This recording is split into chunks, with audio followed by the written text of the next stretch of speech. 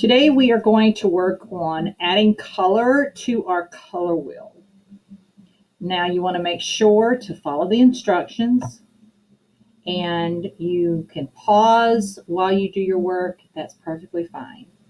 You're going to need the primary colors, you're going to need the secondary colors, and you're going to need our neutrals.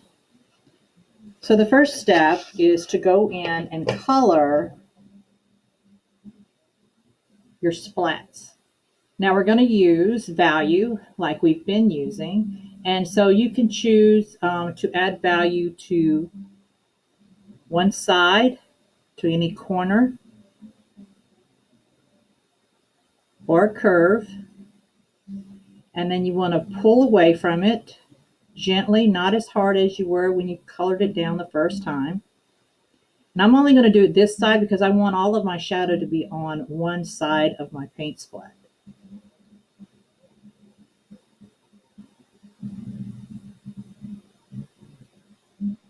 Now would be a good time to pause the video and color in the primary colors first. So we're going to color red, yellow, and blue.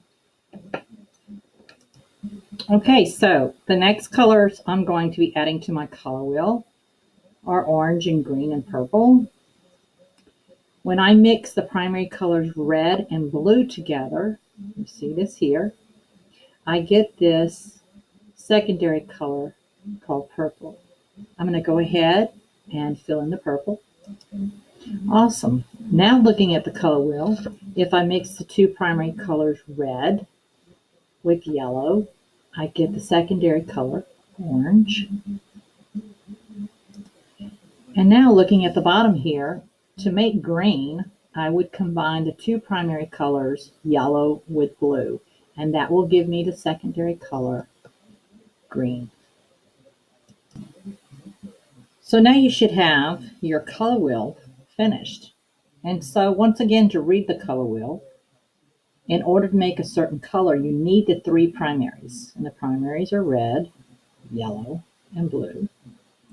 And to make a secondary color, those are the ones on the dashed triangle. I need yellow and red mixed together to make orange. I need red and blue mixed together to make purple. I need yellow and blue mixed together to make green. So you should be able to read the color wheel now. Then we have these colors down here called warm and cool. Well, the easiest way, if you're looking at a color wheel, if you draw a line between yellow and green all the way up through red and purple, the warm colors are on one side and the cool colors on the other. So our warm colors will always represent the colors that we think of when we're warm.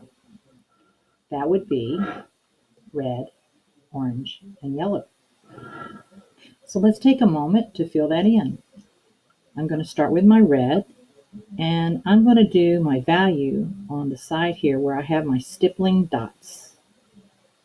Okay, and then I'm going to go over and gradually work away from it to get that nice value effect.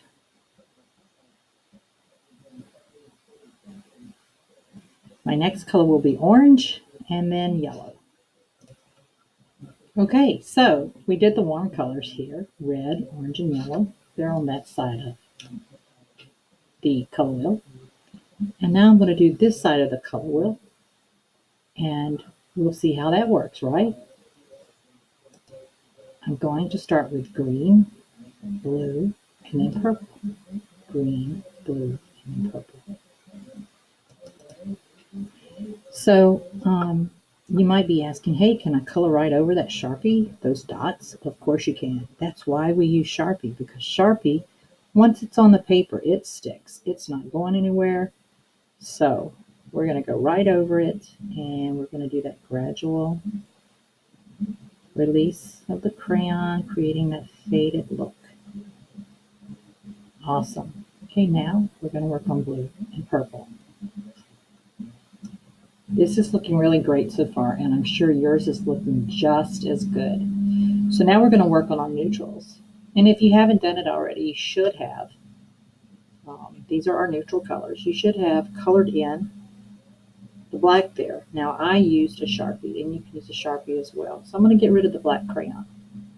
Then we're going to do brown, gray, and white. And yes, white will show up.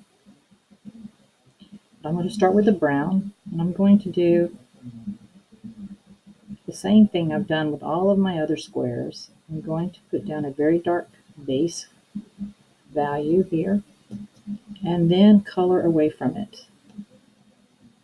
You can still see the stippling, you can still see the dots showing through. And now I'm going to finish my gray, and then white. Now talking about neutrals, we do mix these with our primary and secondary colors from time to time to create different shades and tints. And some students ask me, well, where does that belong on the color wheel? Because remember, these are not actual colors. What you might see in some places, you might see a big circle of gray there, and that represents neutrals. But we're going to do a big N. So take your ultrafine Sharpie. You can do this in pencil first if you don't feel comfortable just drawing a bubble letter. And I'm going to come out here like this, and I'm going to write the word neutrals.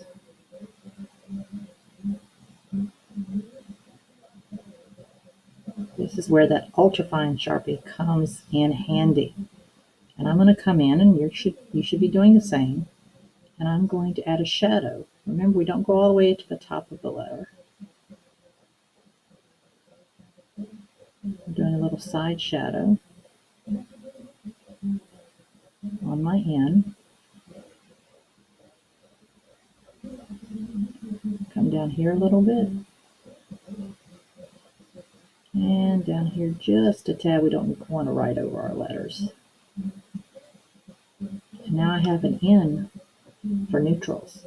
And you can choose to leave it that color, or you may want to color it gray, because most times, most color wheels, it will be a gray in the center. So I'm going to go ahead and do mine gray.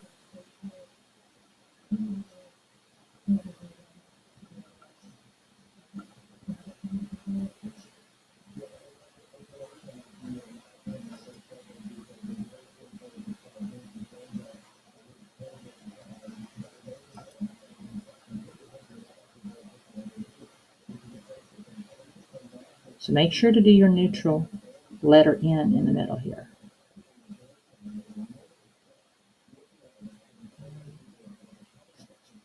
Okay, that's looking really, really sharp. But what about these complementary colors? Well, let's go over that really quick. If I pick green and I go straight across the color wheel, I get red. That's its complementary color.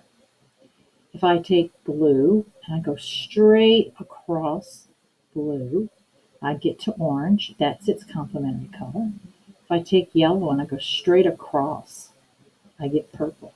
So that's what we're going to do down here. We're going to do our complementary colors. So my first one is red, because red's the primary. I'm going to push dark here. And then lightly. There's my red. Okay, and its complementary color, if I go straight across, is green.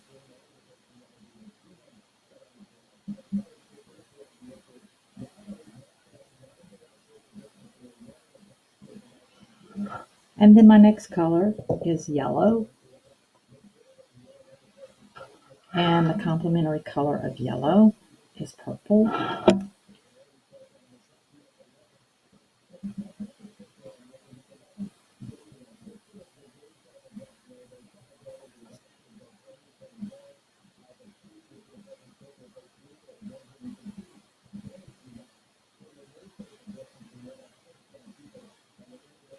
Okay, and that leaves one left. That leaves our primary color blue. And once again, we take our primary color blue and we go across. Its complementary is orange. So we're going to do blue.